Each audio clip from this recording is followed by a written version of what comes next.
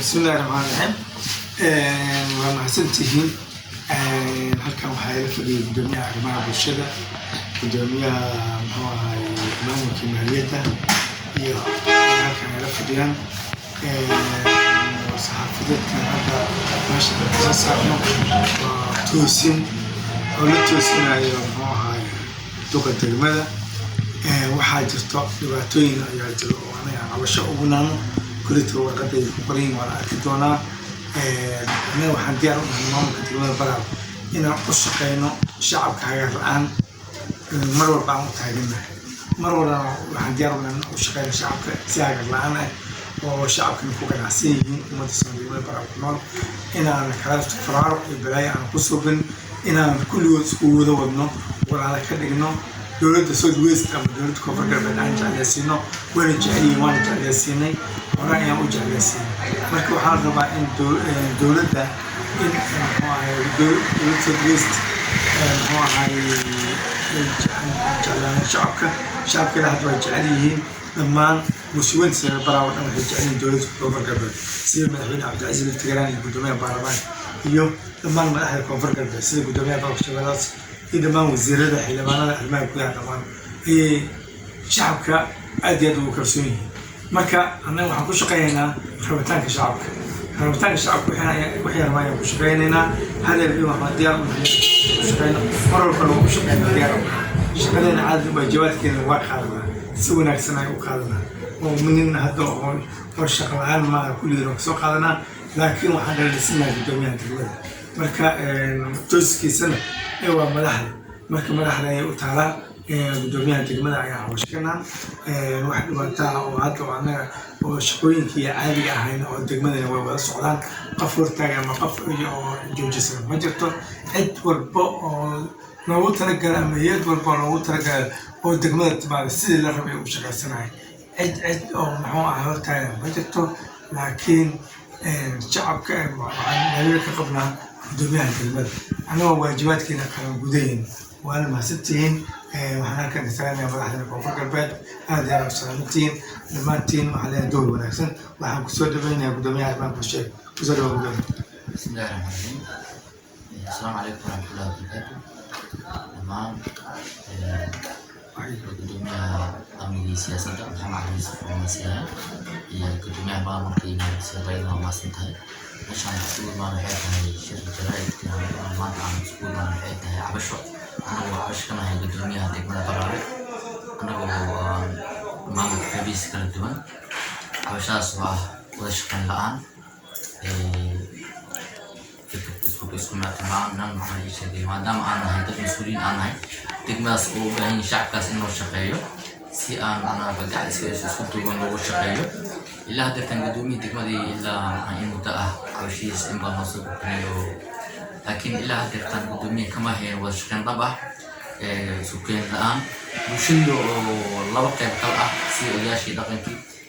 marka anagoo maamulka xabiis kala duwan waxaan xuseynaa madaxda maamulka Koonfur Galbeed waxaan ka xuseynaa inay cabashiyeena u sheegay wax soo jawaabaan madaxweynaha waxaan meesha ka saaray madaxweynaha gobolka Koonfur Galbeed madaxweyne Cabdilcasiis Laftagaraan gudoomiyaha baarlamaanka dhammaan wasaaradaha kala duwan wasiirka arrimaha gudaha. marka waxaan leeyahay maadaama cabasho in badan aan qarsanay dhibkeena iyo waxyaabihii bulshadan ay qarsadeen marka haddeertaan bulshadeen waxay haddeertaan aad dhibaataysay odayaasha dhaqanka xitaa waxay laba qayb u kala jabsan yihiin. marka isku keen la'aan dhisid la'aan aan kala aanahay gudoomiyihii wada tashi la'aan marka in badan aan isku dayn inaan wax isku xirno aan gudoomiye sidaan wax ka bedel xafiisyaadkii degmadii in muddo ay xirxiran yihiin xitaa aan ka waynay hal xafiis xitaa anagoo noo furo aan ku wada shaqeyno waa aan ka waynay. marka madaxda waxaan ka codsanaynaa inay gudoomiyaha degmadii ay la soo hadlaan cabashadeena wax kasoo gudbiyay ka qabtaan oo ku maasin الله سبحانه وتعالى يوم هذا السلام كنا عمل السلام ولا له إلا فديان بدون حين كلمة برشة دنيا أمنية السياسة يعني ورا دنيا ما ممكن إيمانية بدون برا وحي ورا ولا له شو شيئا أنا نوحان آخر ما يا warqadii anagoo isku duwan wada diyaarinay ku socoto gudoomiyaha gobolka Shabeellaha Hoose, ku socoto wasaaradda arrimaha gudaha Koonfur Galbeed, og laamaha amniga degmada Baraawe, og gudoomiyaha baarlamaanka Koonfur Galbeed, og madaxweynaha dowlad goboleedka ee Koonfur Galbeed. ujeedo cabasho ka dhan gudoomiyaha degmada Baraawe anagoo ah qaybaha ka mid ah maamulka degmada Baraawe. waxaan halkaan cabasho kaga nahay gudoomiyaha degmada Baraawe kaasoo ka wada qalalaaso fara badan degmada, waxaana ka mid ah wuxuu xiray dhammaan goobaha adeegyada bulshada loogu adeego sida xarunta maamulka degmada Baraawe. wuxuu iska horkeenay dhammaan maamulka qaybihiisa kala duwan isagoo u adeegsanaya laaluush si uu u kala diro.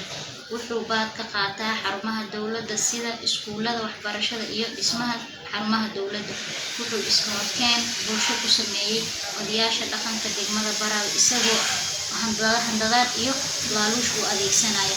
wuxuu canshuuraad aanan waafaqsanayn dastuurka dowlad goboleedka Koonfur Galbeed kaga qaataa bulshada ku dhaqan degmada Baraawe.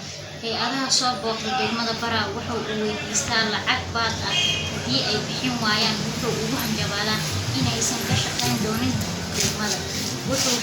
wuxuu faraha la galay shaqo aan asaga lahayn, taasoo ka mid ah wasaaradaha kala ah. wuxuu shaqada wasaaradaha kale ee ka shaqeeya degmada Baraawe faragelin ku sameeyay sida wasaaradda kalluumeysiga iyo wasaaradda maaliyadda. wuxuu fasaxay dhulalka danta guud ee bulshada kaydka u ahaa sida wuxuu bixiyay sida iskuulka dowladda ee Maxamuud Wacaysle. wuxuu mas'uul ka yahay qalqalgelinta amniga degmada Baraawe iyo in uu xirxiray wadooyinka muhiimka u ahaa ee degmada. haddaba waxaan halkaan ku cadaynaynaa annagoo ah maamulka degmada Baraawe inaan diyaar u nahay inaan gudano waajibaadkeena qaran, balse gudoomiyaha ayaa hortaagan caqabadna ku ah wada shaqeynta maamulka degmada. sidaas darteed waxaan mas'uuliyiinta iyo madaxda maamulka dowlad goboleedka Koonfur Galbeed ka codsanaynaa in ay wax ka qabtaan gudoomiyaha degmada Baraawe kaasoo iska horkeen dhammaan bulshada iyo maamulka degmada Baraawe. laamaha amniga waxaan warqadan saxiixay gudoomiye ku-xigeenka amniga iyo siyaasadda mudane Maxamed Cali Yuusuf. waxaa kaloo saxiixay gudoomiye ku-xigeenka arrimaha bulshada mudane Xuseen Abuukar Cumar. waxaa kaloo saxiixay xogayaha dowladda hoose mudane Xamza Cali Siiwado iyo gudoomiye ku-xigeenka maamulka iyo maaliyadda Marwo Sahra Abuukar Cali. wabilaahi tawfiiq. wassalaamu calaykum.